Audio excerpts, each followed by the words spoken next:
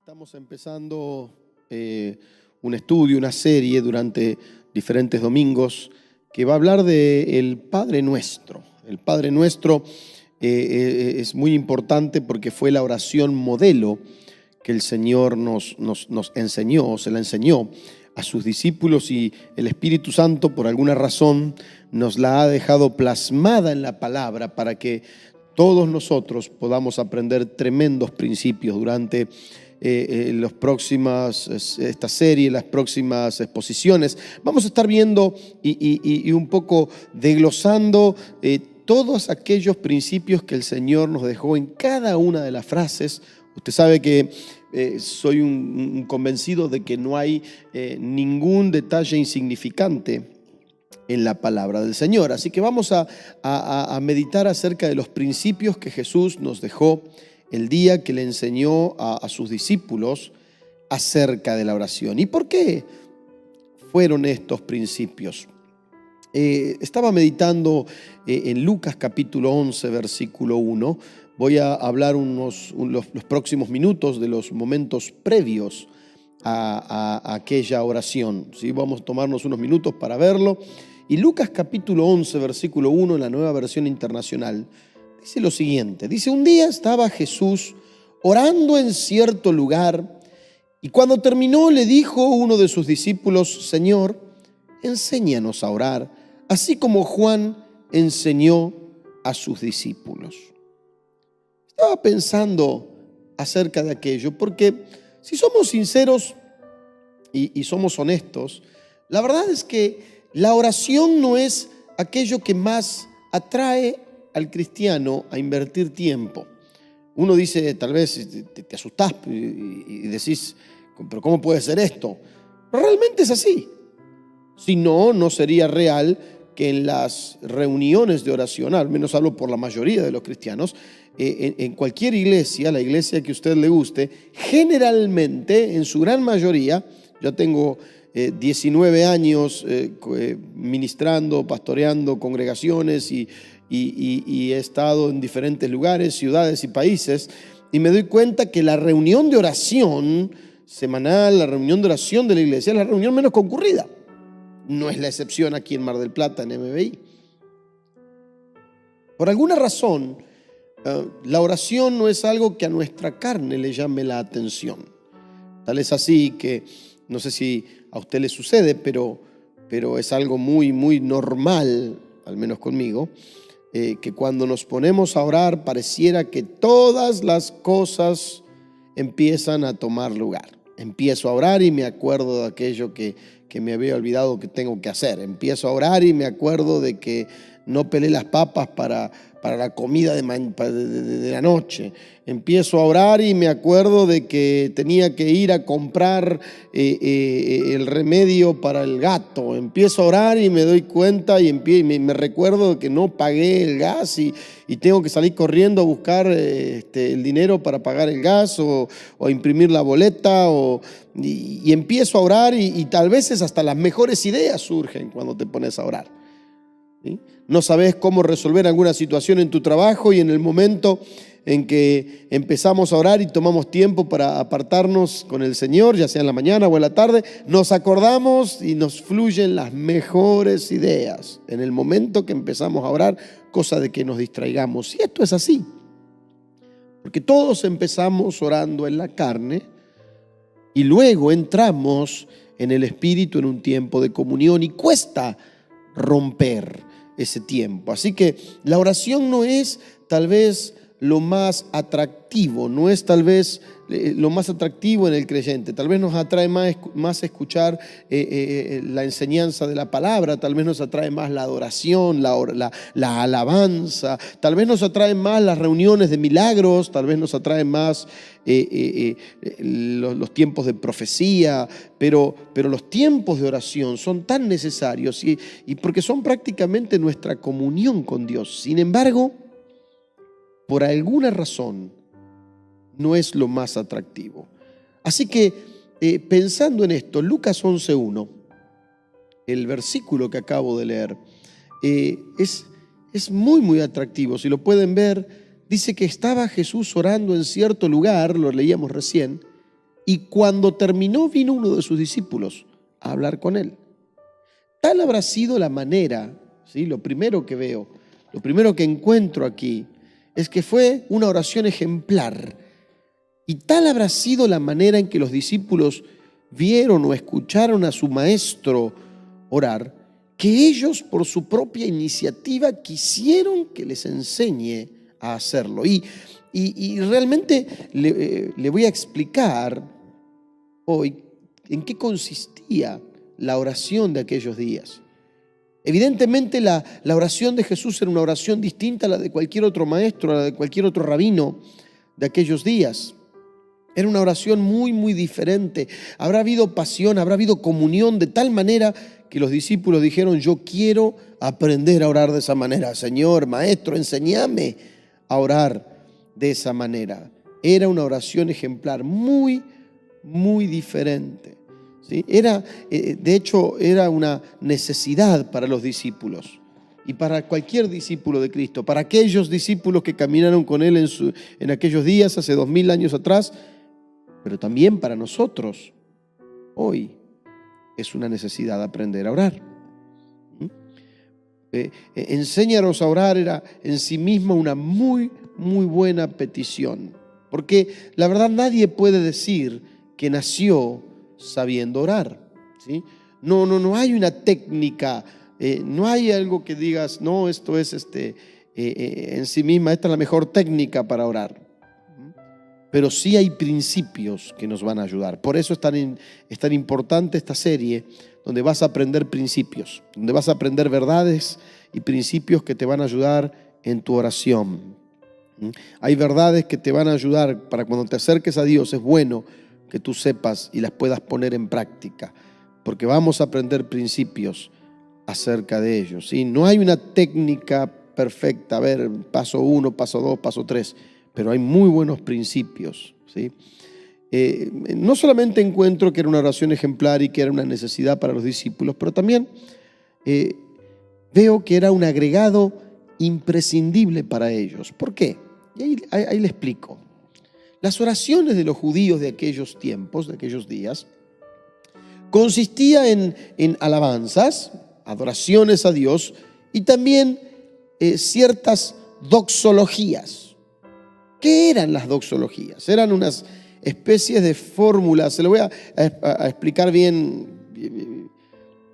aquí, bien terrenal, ¿sí? Porque si no sería muy largo esto y no vamos a tomar tanto tiempo. Pero las doxologías eran una especie de fórmulas y técnicas.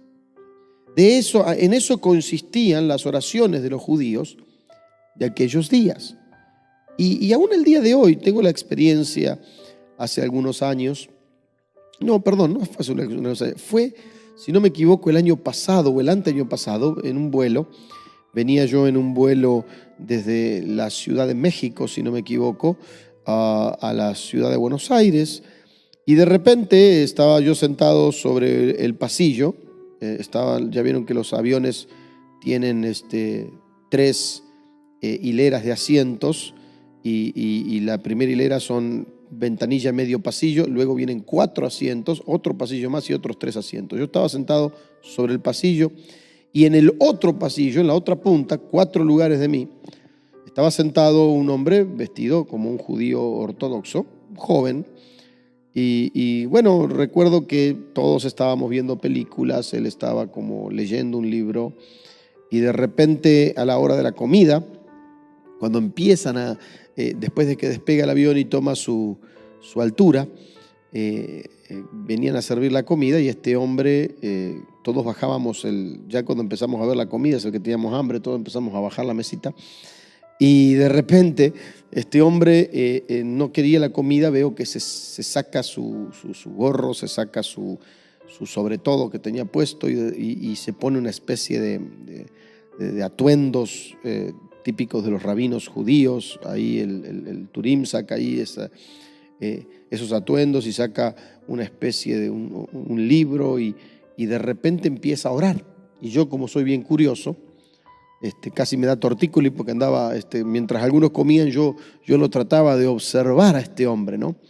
Y bueno, si bien no escuchaba exactamente lo que oraba, sí podía leer sus labios y me daba cuenta que se movía hacia adelante y hacia atrás, hacia adelante y hacia atrás.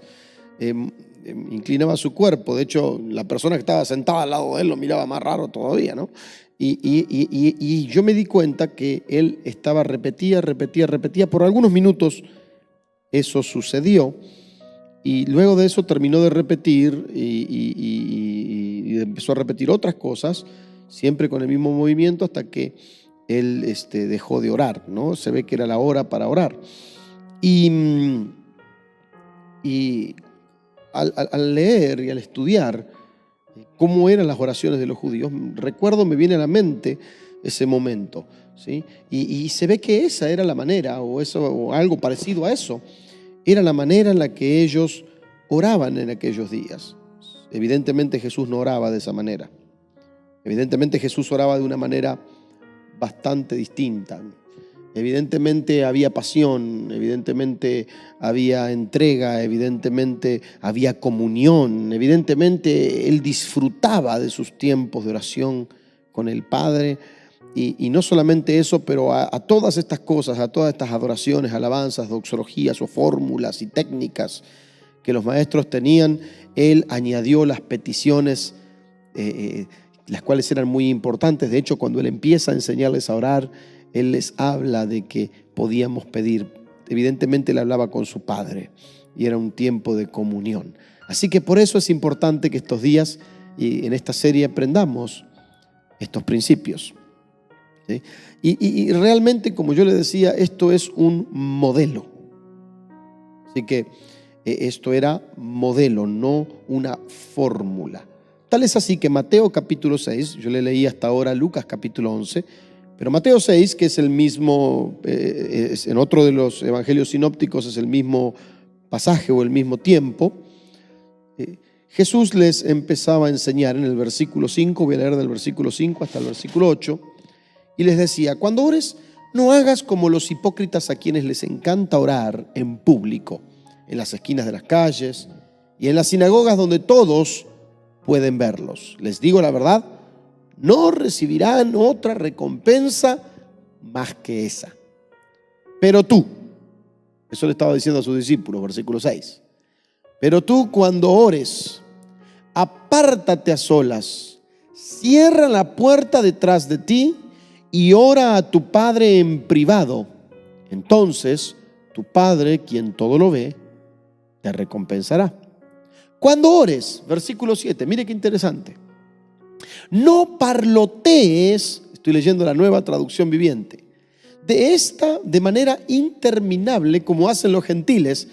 Piensan que sus oraciones recibirán respuesta solo por repetir las mismas palabras una y otra vez. No seas como ellos, porque tu Padre sabe exactamente lo que necesitas, incluso antes de que se lo pidas. Por alguna razón, la iglesia de Cristo, los discípulos del Señor, usted sabe, el Señor Él fue sentado a la diestra del Padre, nos dejó el Espíritu Santo, y nosotros que somos su cuerpo, Él está con nosotros a través del Espíritu Santo, y nosotros que somos su cuerpo somos la iglesia, y somos sus discípulos quienes continuamos su labor. Y por alguna razón, en algún momento, el cuerpo de Cristo, la iglesia, se desvió y parece que olvidó lo que Jesús nos enseñaba en la palabra. Jesús dijo: cuando ores, no parlotees de manera interminable, y no vamos a recibir respuesta por repetir lo mismo una y otra vez. Y de repente, yo no sé en qué momento, mi hermano, pero en algún momento nos perdimos. Tal es así que seguramente alguno de ustedes que ha estado en la iglesia católica, cuando confesabas algún pecado, cuando se confesaba algo, de repente parece que teníamos que leer 5 Padre Nuestro, 3 Ave Marías, y había que repetir las oraciones como si fueran fórmulas. Jesús mismo dijo: no lo hagas de esa manera. Por eso insisto, no es un modelo, no es una fórmula, sí es un modelo. El Padre Nuestro no es una fórmula. Por eso no sé en qué momento nos hemos perdido y hemos hecho del Padre Nuestro una fórmula en la cual si la repetimos cierta cantidad de veces parece que nos van a quitar alguna culpa, nos va a ser perdonado algo o vamos a cumplir con algún estilo de penitencia. Por cierto, que es terrible tomar la oración como penitencia cuando la oración para Jesús era su manera de vivir. ¿En qué momento hemos tomado la oración como una penitencia? Cuando la oración no es una penitencia, es un privilegio. Es nuestra comunicación y nuestra comunión con el Padre. Por eso las repeticiones de fórmulas no alcanzan respuesta. Eso es muy, muy evidente. Así que vamos a ver el modelo, ¿sí? Ya entrando en esta introducción, luego de esta introducción, quiero que veamos el modelo en Mateo capítulo 6, ¿sí? Mateo capítulo 6, versículos 9 al 13. Vamos a leer y vamos a ver el modelo. Lo voy a leer en la versión Reina Valera 1960, que es tal vez la que más conocemos. Si usted puede verlo, allí dice: vosotros pues oraréis así: Padre nuestro que estás en los cielos, santificado sea tu nombre. Venga tu reino. Hágase tu voluntad como en el cielo, así también en la tierra. El pan nuestro de cada día, dánoslo hoy. Y perdónanos nuestras deudas, como también nosotros perdonamos a nuestros deudores. Y no nos metas en tentación, mas líbranos del mal, porque tuyo es el reino y el poder y la gloria por todos los siglos. Amén. Con estos versículos vamos a estar trabajando durante, no solamente el día de hoy, pero durante varias semanas vamos a estar trabajando y analizando aquellos principios que el Señor nos dejó a través de este modelo para nosotros, ¿sí? Y vamos a tomar este principio el día de hoy, ¿sí? Número 1, vemos que Jesús dijo: vosotros pues oraréis así. El Señor nos estaba dando no era una receta que había que seguir al pie de la letra, pero el ejemplo del contenido de nuestras oraciones, porque las oraciones deben de venir del corazón. Salmos capítulo 51, versículos 16 y 17, fíjese lo que dice. Ahí lo puede leer, dice: porque no quieres tú sacrificio que yo daría, no quieres holocausto. Los sacrificios de Dios son el espíritu quebrantado, al corazón contrito y humillado, no despreciarás tú, oh Dios. Por eso, cuando nosotros venimos con un corazón humilde, con un corazón de esta manera delante del Señor, nos vamos a dar cuenta que el Señor nos va a estar bendiciendo. Nos vamos a dar cuenta de que si venimos con un corazón humillado, con un corazón humilde, ¿sí?, nosotros podemos recibir respuesta de parte del Señor, ¿sí? Eso es muy importante. Por eso era nuestro ejemplo. Él dijo: vosotros pues oraréis así, ¿sí? Así que la oración, mi hermano, no es una penitencia, ¿sí? No es algo que tenemos que repetirlo. Nosotros tenemos que entender, número 1, que este es nuestro ejemplo. Número 2, muy importante que usted entienda del día de hoy, ¿sí? Primero, que esto era nuestro ejemplo. Lo segundo, tenemos que entender nuestra posición en Cristo. La oración en sí comienza con esta frase: Padre nuestro. Así que lo primero que estamos reconociendo nosotros es quién es Dios. Él es Padre. Diga conmigo: Padre. Él es nuestro Padre. Mire lo que dice Primera de Juan, capítulo 3, versículo 1. Dice: mirad cuál amor nos ha dado el Padre, que seamos llamados hijos de Dios. Por esto el mundo no nos conoce, porque no le conoce a Él. Somos hijos de Dios. Tenemos un Padre que nos oye.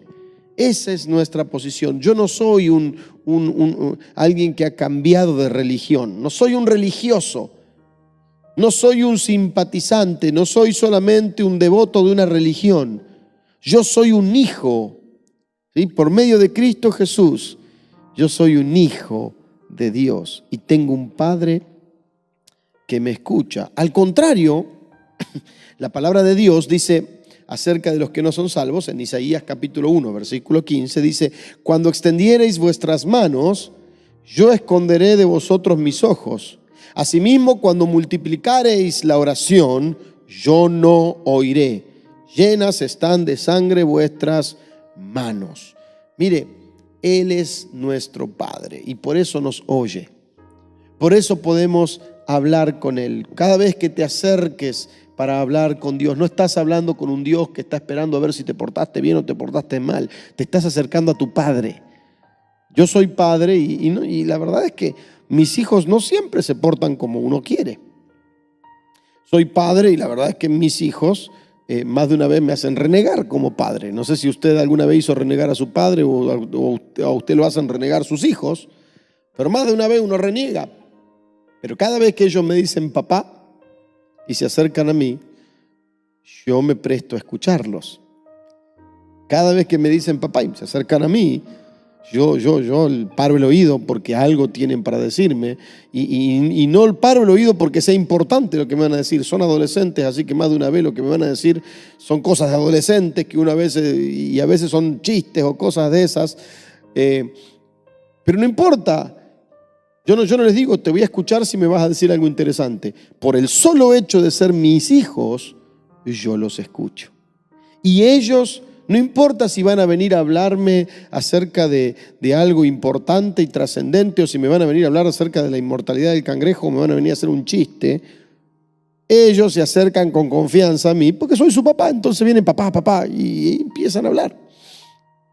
Así que es tan importante, por eso Jesús nos dijo, ¿cómo empezamos la oración?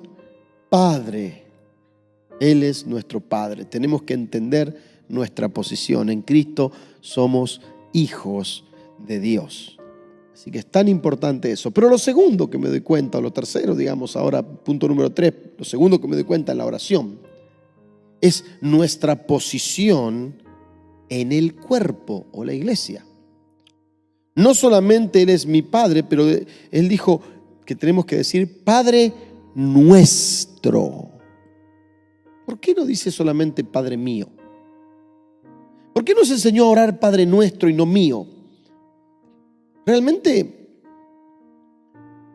no soy el único hijo de Dios. Esto me muestra la unidad y que soy parte de algo mayor que yo mismo. Soy parte de algo más grande que yo mismo. Mire lo que dice Mateo 18:20. Mateo 18:20 dice: porque donde están 2 o 3 congregados en mi nombre, allí estoy yo en medio de ellos. Yo soy parte de algo mayor llamado la iglesia. No soy el único hijo, tengo muchos hermanos, ¿sí? Y la única persona a quien le puedo decir nuestro Padre es a mi hermano. Cuando hablamos, por supuesto, de nuestros padres terrenales. Yo no puedo acercarme con cualquier otra persona que no sea mi hermano de sangre y le puedo decir nuestro Padre, a menos que sea mi hermano. Con mis hermanos, con mis carnales, con mis hermanos. Siempre decimos, y papá, sí, papá, y hablamos de papá. Y cualquiera de nosotros 4, somos 4 hermanos, sabemos cuando decimos, ¿y papá? ¿Dónde anda papá? ¿Y cómo está papá? Sabemos de qué persona nos referimos porque somos hermanos y tenemos un padre. Así debería de ser entre nosotros. Tenemos un Padre, es nuestro Padre. No solamente es mi Padre, pero es nuestro Padre. Y esto nos da una idea impresionante en estos principios, es que sos parte de una familia.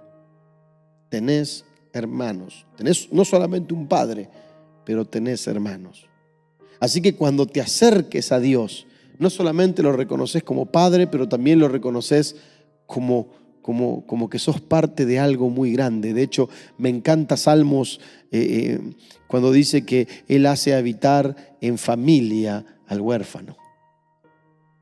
No somos huérfanos, no somos extranjeros, no somos una cuestión del destino, somos hijos de Dios y somos parte de una familia y Él nos hace habitar en familia. Así que cuando digamos Padre Nuestro como cristianos, lo decimos como hermanos, ¿sí?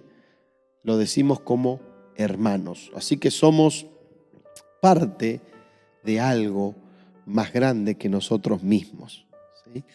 Número 4. En los principios, Él dijo: Padre nuestro que estás en los cielos. Eso me habla de la posición de Dios. Es muy interesante. Nosotros sabemos y hemos cantado, ¿cuántas veces cantamos, aun cuando nos congregamos, aquel viejo corito entre tantos otros que podríamos cantar, que dice: Dios está aquí. Tan cierto como el aire que respiro, decimos Dios está aquí. Pero el Señor, por alguna razón, en el modelo, ¿sí? En este modelo, que no es una fórmula, es un modelo, nos enseñó a decir: Padre nuestro que estás en los cielos. Eso nos habla de la posición del Padre, la posición de Dios. Y yo recordaba al leer esto, Isaías capítulo 55, si usted me acompaña. Isaías capítulo 55, versículos 8 y 9.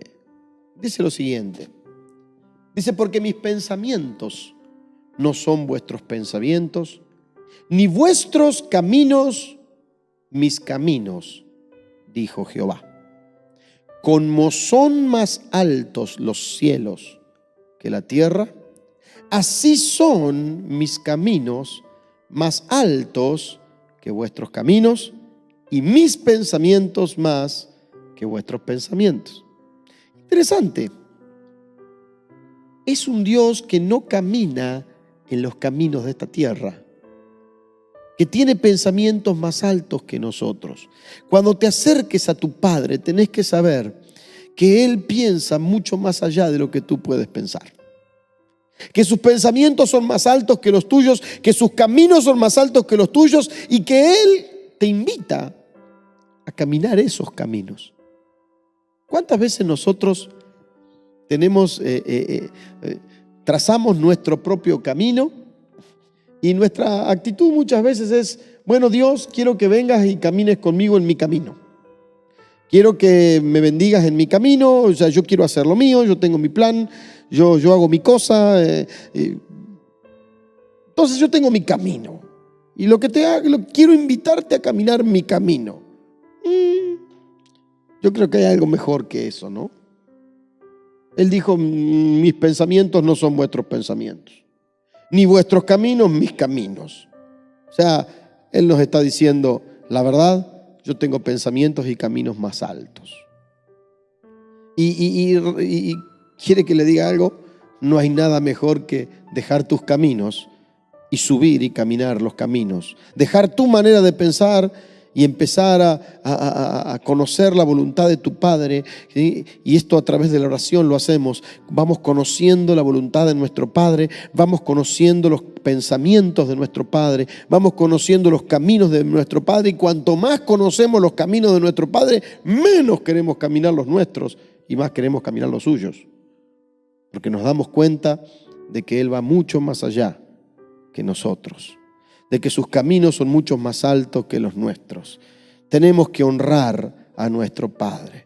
Tenemos que entender que sus caminos son más altos y tenemos que entender que los caminos de Él son los mejores para cada uno de nosotros. Por eso Jesús nos está enseñando. Número 1, a decirle: Padre, sos hijo. Segundo, sos un hijo, pero sos parte de algo mucho más grande que vos mismo. Sos parte de una familia, no estás solo en esta tierra. Sos un hijo que tiene un padre, pero que también tiene hermanos y eres parte de una gran familia.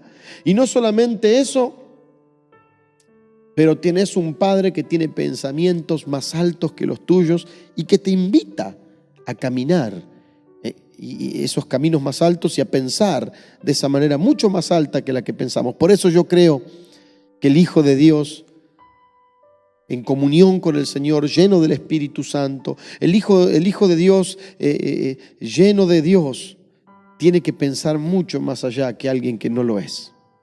Por eso creo que tenemos como iglesia que empezar a pensar los pensamientos. Por algo, decía el apóstol Pablo, tenemos la mente de Cristo. Si tenemos la mente de Cristo, vamos a tener pensamientos mucho más altos. Más de una vez me dan ganas de agarrar un palo y pegarme en la cabeza cuando pienso ciertas cosas y digo, Manuel, ¿de dónde sacaste esos pensamientos? Si vos tenés la mente de Cristo y los pensamientos del Padre son tan altos más que los tuyos, con esos pensamientos vas a vivir en esta tierra. Vas a caminar en esta tierra, pero vas a vivir en otro nivel, en un nivel de pensamientos mucho más altos. Los pensamientos del Padre. Él está en los cielos. Sus caminos son más altos y sus pensamientos más altos que los tuyos. Y ya vamos a terminar, pero quiero este día ir un poquito más allá. Jesús dijo, Padre nuestro que estás en los cielos. Y luego hay el punto número 5, Él dijo, santificado sea tu nombre. 5, el poder de su nombre. Él nos recuerda lo poderoso que es el nombre. Y no solamente lo poderoso que es, pero qué es lo que nosotros debemos hacer con el nombre del Señor. Su nombre es poderoso, pero también Él dijo, santificado sea su nombre.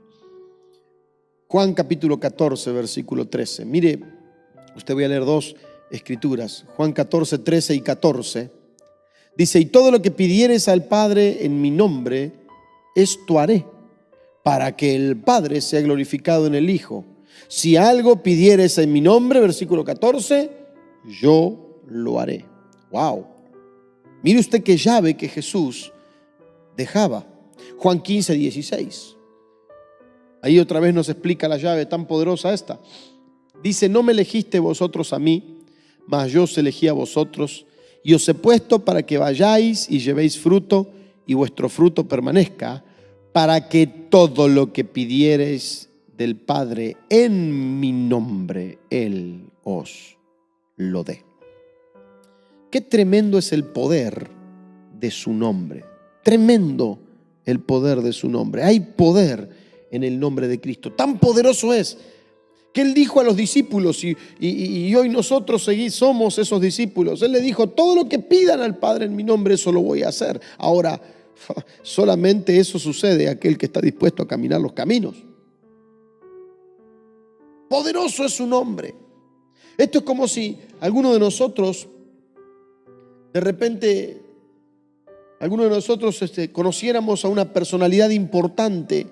Sí, yo me acuerdo cuando yo trabajaba en cierta empresa, aquí no aquí en Mar del Plata, sino en Buenos Aires, en un laboratorio, y me acuerdo que mi jefe directo era el segundo empleado con mayor antigüedad que había en aquel entonces, estoy hablando de 1995.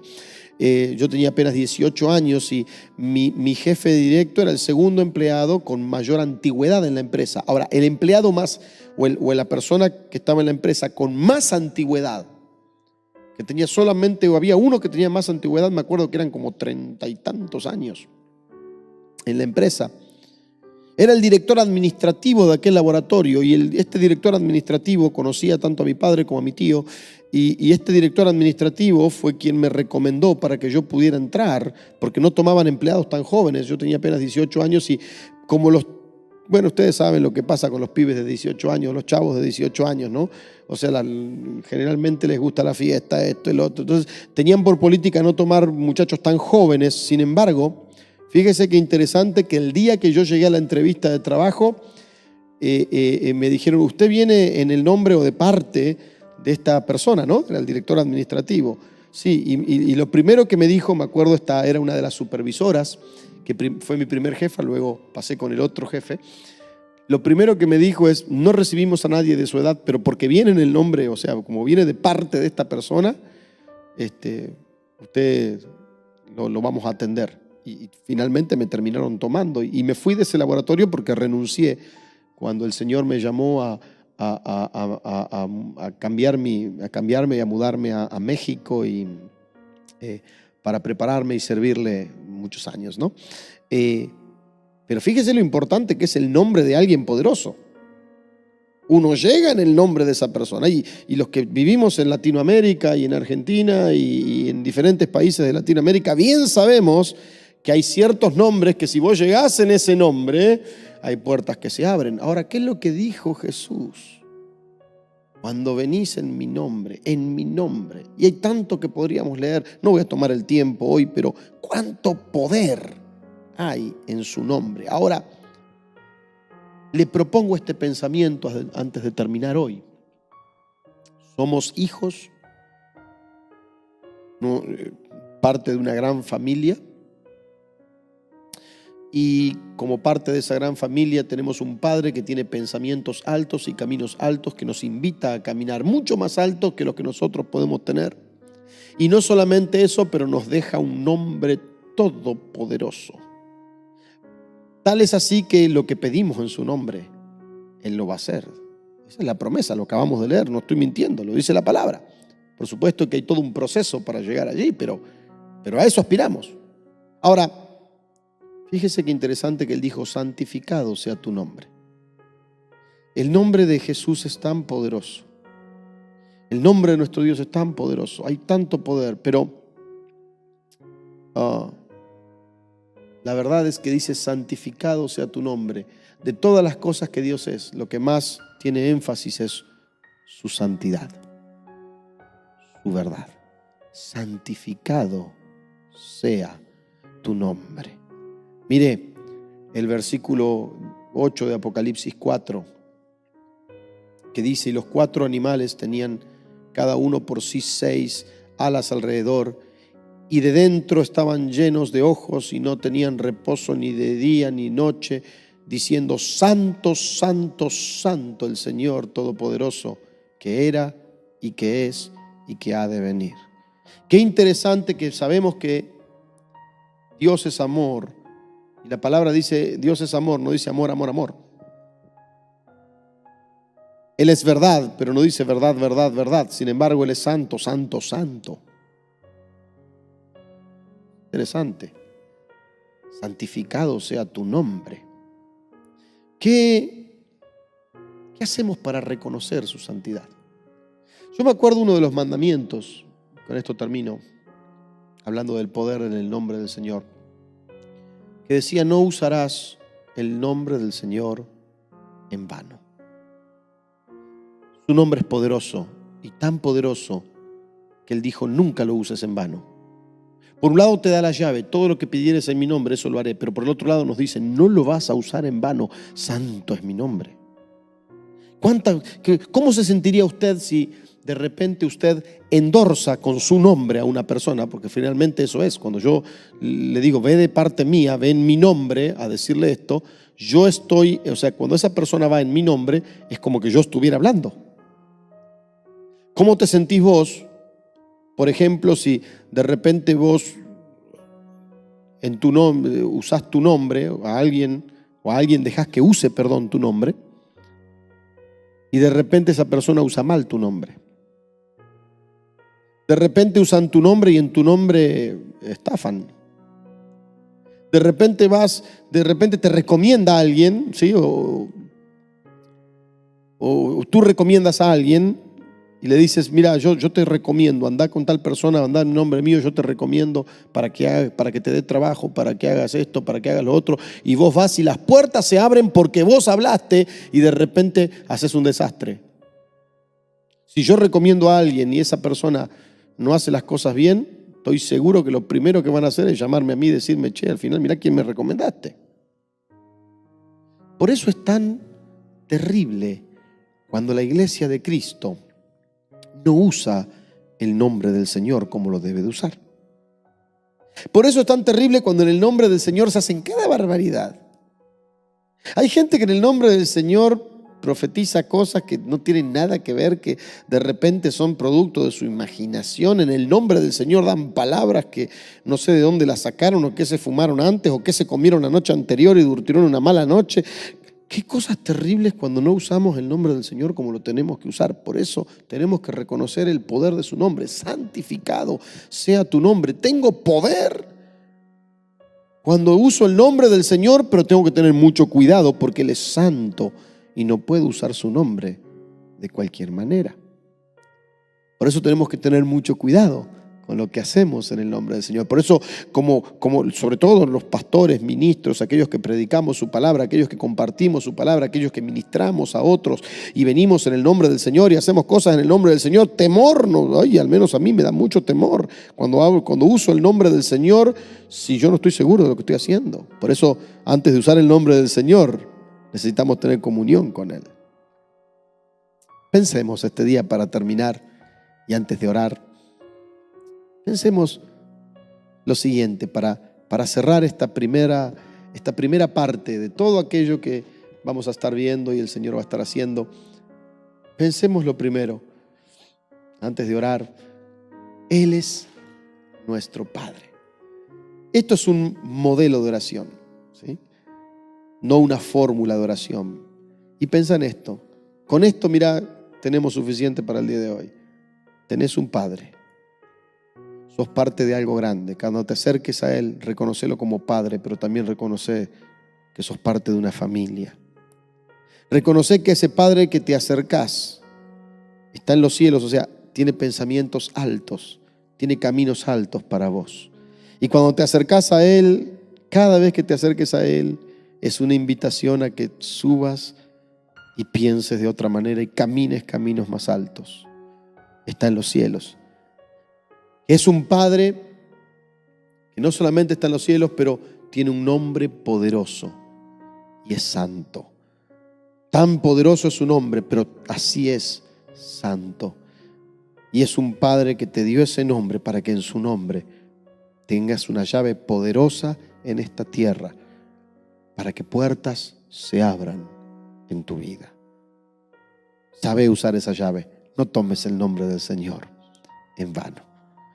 Este día es tremendo lo que Dios quiere empezar a hacer en tu vida cuando aprendamos el modelo de la oración que Jesús nos enseñó. Padre nuestro que estás en los cielos, santificado sea tu nombre. Incline su rostro, Padre, en esta noche. Yo te doy gracias. Te doy gracias porque soy tu hijo. Te doy gracias porque no somos huérfanos. Te doy gracias porque no somos bastardos. Tenemos un Padre y soy parte de una familia. Te doy gracias por mis hermanos este día. Te doy gracias por los hermanos míos que me has dado en tantos lugares de la tierra. Padre, una gran familia que son mis hermanos. Y te doy gracias porque no solamente eres mi Padre y me diste una familia, pero tienes proyectos y planes tan tremendos para mí. No son mis caminos ni mis pensamientos. Tienes pensamientos y proyectos altos. Y no solamente tienes un proyecto alto, pero también me has dado tu nombre. Tengo tu nombre como una llave para que puertas se puedan abrir, para que tu voluntad se pueda hacer, para que, Señor, podamos caminar en tus caminos. Enséñanos a no usar tu nombre en vano. Señor, queremos usar tu nombre, que es santo, como una llave para hacer tu voluntad. Padre, yo te bendigo tu nombre, bendigo a mis hermanos este día. Y que, Señor, tus verdades sean reveladas a través de esta serie sobre cada uno de ellos. En tu precioso nombre, Jesús. Amén y amén. Bendiga al Señor.